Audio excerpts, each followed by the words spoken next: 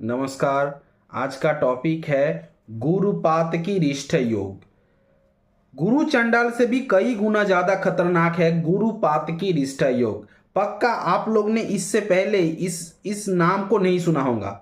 जो लोग साधन मार्ग पे है, जो लोग पुराने जमाने का वैदिक ज्योतिष है, वैदिक एस्ट्रोलॉजर, उनको पता होंगे, कुछ लोगों को, सबको नहीं, क्योंकि ये आजकल लगभग इसका विचार नहीं होता। लेकिन ये गुरु चंडाल से कई गुना ज्यादा खतरनाक है और कई ज्यादा बाधा देता है। वीडियो को बिना स्किप करके एंड तक इसे पूरा देखना। मैं इस वीडियो में उसका प्रतिकार भी बताऊंगा और कैसे किस तरीके से आपको पता चलेंगे कि आपका गुरुपात की रिष्ठ योग है, वो भी मैं बताऊंगा। देखिए, गुरुपातकी, पातकी का मतलब क्या होता है कि आपकी कुंडली से पता चल जाएंगे आपने गुरु का निंदा किया है या करेंगे, गुरु का अपमान। बहुत सारे गुरु, मतलब एक गुरु नहीं, एक गुरु उसके आपका मन नहीं भर रहा है, उसको छोड़कर बीच में फिर आपने दूसरा गुरु, यानी कि धर्म मार्ग पे आप है लेकिन एक गुरु में आपका ट्रस्ट नहीं है, उसको छोड़कर दूसरा आपने धर्म गुरु लिया। गुरु को झूठ बोलना, गुरु के इजाजत के बगैर कोई दूसरा मंत्र जाप या चांटिंग करना, गुरु का निंदा करना, गुरु को रुलाना, गुरु को कष्ट देना, किसी भी धर्मशास्त्र को, सनातनी धर्मशास्त्र का निंदा करना और ब्राह्मण का अपमान करना, ब्राह्मण का निंदा करना, ब्राह्मण को बेइज्जत करना और गुरु ने कुछ अगर कहा है उसको ना सुना कर देना।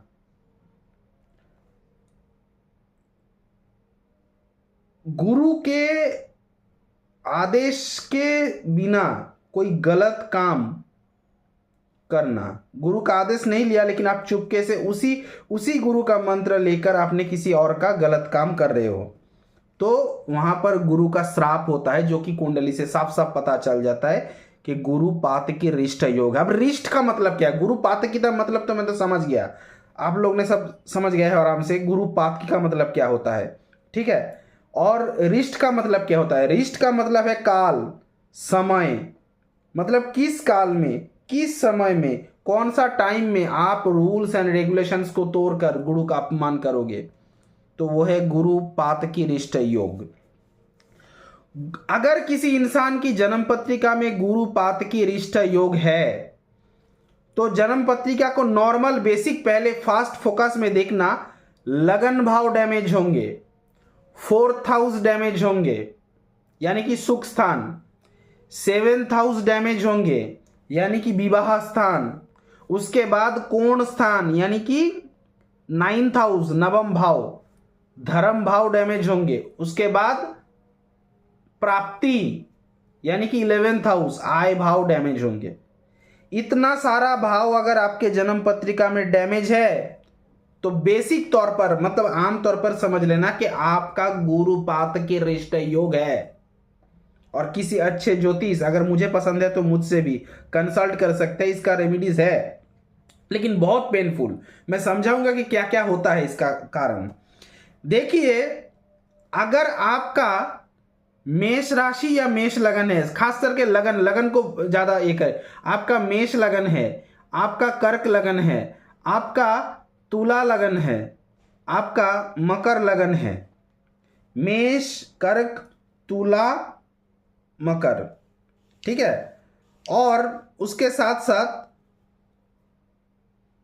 कन्या लगन भी, ठीक है, कन्या लगन भी इसके साथ साथ इन्वॉल्व है और कुंभ लगन भी, ठीक है, कन्या और कुंभ भी इस मामले में इन्वॉल्व है। ऐसे में मैंने देखा कि जो मेष, तुला,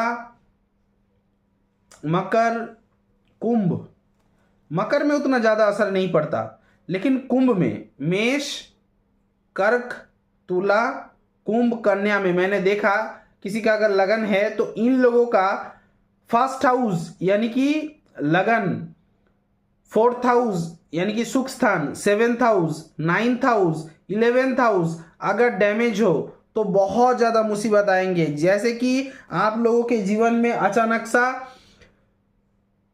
कष्ट होंगे, तकलीफ होंगे, हर उस भाव से जिस जिस भाव का मैंने नाम बोला। जैसे कि आर्थिक तंगी आएंगे। अब बोलेंगे आपने सेकेंड हाउस तो नहीं बोला, फिर आर्थिक तंगी क्राइसिस कैसे आएंगे? क्योंकि 11th हाउस डेली का इनकम, प्राप्ति स्थान मैंने बोला। आपके नसीब में मुसीबत क्यों आएंगे? 9th हाउस धर्म का रास्ता, धर्म का जो भाव है, वहां पर डिवाइन ब्लेसिंग्स आपको अच्छे तरीके से आएंगे नहीं। ठीक है, तो और उसके साथ साथ जब मैंने कन्या राशि को इन्वॉल्वमेंट किया तो वहां पर समझ लेना कुछ लोन, ऐसा लोन, कर्जा आप चुका नहीं पाओगे। एक कर्जा चुकाने के लिए आपको दो कर्जा चुकाने के लिए आपको कई कर्जा लेना पड़ रहा है। आप डूबते जा रहे हो। कहीं आपके जन्म पत्रिका में गुरुपात की रिश्ते योग तो नहीं है। कुछ फॉर्मूला बताऊंगा। देखिए, सारा कुछ नहीं बता सकता, बहुत ज्यादा बड़ा टॉपिक। और मैं क्या देख के बता रहा हूं, बहुत सारे लोग बोलेंगे मैं डायरी देख के बताता हूं। मेरा जो गुरुदेव का जो डायरी है वो पुराना डायरी है, उस डायरी को देख के बता रहा हूं। देखिए, गुरुपात की योग का कुछ फॉर्मूला बता रहा हूं। जब आपके जन्म पत्रिका में बुधादित्य साथ में राहु है, बुधादित्य है, रवि बुध साथ में है, बुधादित्य नहीं भी होंगे चलेंगे, किसी भी एक हाउस में रवि यानी कि सूर्यदेव, बुध और राहु है, और वो तीनों प्लैनेट आपके एसेंडेंट, आपका जो लगन का है उसके नेगेटिव राशि पर बैठा है। मतलब समझाने का प्रयास कर रहा हूं। समझ लीजिए, किसी मेष लगन वाले इंसान की कुंभ राशि के भाव पर सूर्यदेव, बुध और राहु इकट्ठा बैठा है। अब बहुत सारे लोग बोलेंगे कि राहु तो 11th हाउस में, राहु तो कुंभ राशि में अच्छे रिजल्ट देता है। मैंने क्या बोला? कंडीशन सूर्यदेव, बुध और राहु। ठीक है, तो वो प्रॉब्लम आएंगे। नेगेटिव हाउस में अगर बैठेंगे, मेष लगन का ये तीनों प्लैनेट मान लीजिए मिथुन में बैठा है तो भी ये प्रॉब्लम आएंगे। अब बहुत सारे लोग बोल सकते हैं मिथुन में भी तो राहु अच्छे रिजल्ट देता है ना। हाँ, देता है, लेकिन ये जो सिचुएशन है इसको आप ध्यान से देखना। यानी कि शत्रु घर पर बैठा है लगन के, या सूर्य और बुध के खास करके, जैसे कि मंगल के घर में नहीं, अगर ये तीनों प्लैनेट अगर बैठे रहेंगे तो उस हिसाब से प्रभाव नहीं आएंगे। ध्यान से सुनना, मंगल के हाउस यानी कि वृश्चिक में, मेष में अगर ये तीनों प्लैनेट बैठा रहेंगे तो उस हिसाब से रिजल्ट नहीं आएंगे, मतलब उस हिसाब से नेगेटिव नहीं आएंगे। अगर ये तीनों इकट्ठा बैठा है सिंह राशि के भाव में तो उस हिसाब से नेगेटिव रिजल्ट नहीं आएंगे। लेकिन ये तीनों बैठा है, मान लीजिए कन्या में, अच्छे रिजल्ट नहीं आएंगे। मान लीजिए तुला में, अच्छे रिजल्ट नहीं आएंगे। ठीक है।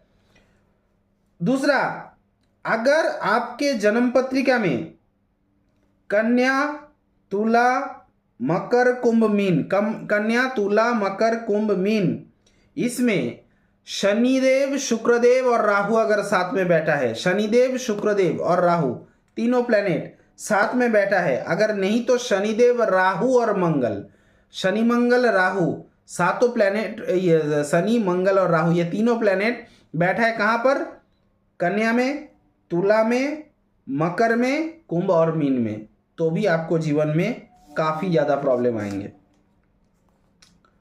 और समझ लीजिए, मेष लगन, सिंह लगन, तुला लगन, वृश्चिक लगन और मकर लगन में, ठीक है, यह जितना भी मैंने बोला, मेष लगन, सिंह लगन, तुला लगन, वृश्चिक लगन या मकर लगन में अगर रवि, शुक्रदेव बैठा है या रवि, गुरु बैठा है, लेकिन गुरु या शुक्रदेव कॉम्बस्ट है, द्वग्ध है, तो भी ये प्रॉब्लम आपको आएंगे बहुत ज्यादा। ठीक है। अगर गुरु, रवि और शनि ये तीनों प्लैनेट एक साथ निर्बल, दुर्बल या पीड़ित होकर, निद्रित होकर अगर थर्ड हाउस पर, सिक्स्थ हाउस पर, माने आपके लगन के अनुसार थर्ड हाउस पर, सिक्स्थ हाउस पर और उसके साथ साथ 8th हाउस पर 11th हाउस पर अगर बैठा तो भी गुरुपात की रिष्ट योग मतलब है आपकी कुंडली में। ठीक है, और भी कई है, कितना बताऊं यार, बहुत ज्यादा है, कितना बताऊं। तो जो भी है, अब इसका फल को देखिए कि गुरुपात की रिष्ट योग का नेगेटिव क्या क्या फल होता है। करीब करीब 11-12 पॉइंट मैं गिनाऊंगा, ध्यान से सुनना। वीडियो पसंद आ रहा है तो प्लीज एक लाइक करना, कमेंट करना, ज्यादा से ज्यादा शेयर करना। अगर कुछ समझ में नहीं आए तो कमेंट सेक्शन में मुझे बताना, ठीक है। मैं जब भी मुझे फुर्सत मिलेंगे उसका रिप्लाई देने का प्रयास करूंगा। सिर्फ date of birth time place मत देना। जो भी है, ये गुरुपात की रिष्ट योग का कुफल मतलब क्या नेगेटिव असर पड़ता है। पहला, हायर एजुकेशन में प्रॉब्लम। दूसरा, आउट ऑफ इंडिया में जाने का अगर मौका भी है तो वहां पर डिले होना या प्रॉब्लम इशू क्रिएट होना, कोई ना कोई इशू आएंगे। 3, खुद का प्रॉपर्टी या खुद का घर आप ले नहीं पाओगे, पैसा रहेंगे तो भी ले नहीं पाओगे। पैसा आपने इकट्ठा किया कुछ घर बनाने का या अपने फ्लैट खरीदने का, परचेस करने के लिए पैसे इकट्ठा रखा था, किसी और कामकाज के लिए वो निकल जाएंगे। आपके घर में बढ़ोतरी बैठाया तो हो सकता है आपका घर उसके दखल में आ जाए, इस तरीके का सिचुएशन आता है। आपके घर में आप अगर फ्लैट में नहीं रहते हो, आपका अगर खुद का घर है, अगल बगल में आपके एरिया में अगर जो ट्रीज है ना, प्लैनेट्स, पौधा अगर मर रहा है तो समझ लेना गुरुपात की दोष है। हो सकता है, कुंडली देखना पड़ेंगे, किसी ज्योतिष से एनालिसिस करा लेना, मुझसे भी करवा सकता है, लेकिन पेबल, चार्जेबल प्रेडिक्शन ओनली। नीचे स्क्रीन में नंबर दिख रहे हैं, इस स्क्रीन में नंबर से कॉल या व्हाट्सअप कर सकते हैं, लेकिन पेबल। और क्या क्या हो सकता है, देखिए, साधन मार्ग, यानी कि जो लोग बहुत सारा जाप ताप या चैंटिंग करते हैं उसमें प्रॉब्लम आएंगे, कॉन्सेंट्रेट कर नहीं पाओगे, फोकस नहीं डाल पाओगे। और क्या हो सकता है, आपका संकल्प टूटेंगे, आपका चिंता जो है, जो अभी कुछ सोच रहे हो उसको सक्सेस करने को बैठोगे तो बहुत सारा नेगेटिव थॉट्स आते रहेंगे, बहुत जिद्दी हो जाओगे, बहुत क्रोधी हो जाओगे, बहुत गाली गलौज करोगे एक दूसरे के, मतलब इस तरीके का सिचुएशन होता है। पेट की प्रॉब्लम, फेफड़ों की प्रॉब्लम, अक्सर खाना हजम ना कर पाना, खाना ना पचा पाना, इस तरीके का प्रॉब्लम आएंगे।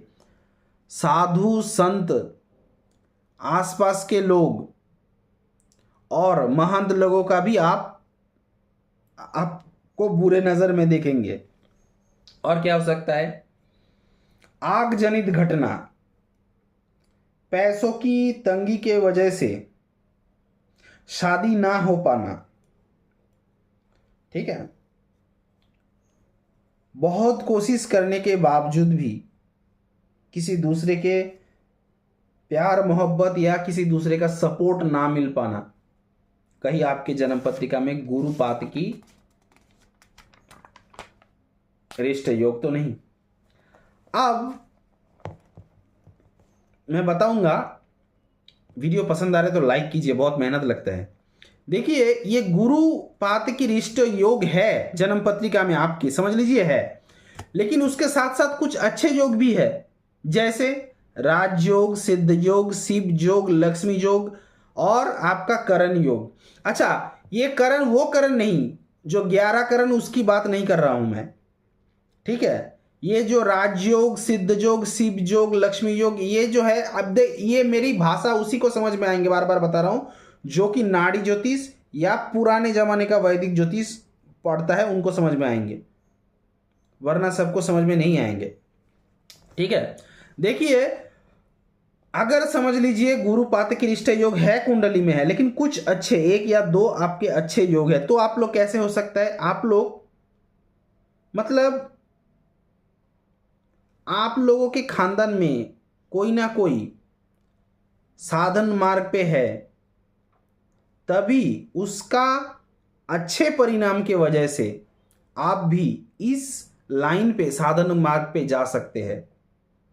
या समझ लीजिए, मेरा कहने का ये मतलब है, ध्यान से सुनना, मुझे थोड़ा हिंदी में प्रॉब्लम आ रहा है, बहुत दिन हिंदी में बताया नहीं ना, बहुत हिंदी में बहुत कम बात करता हूँ।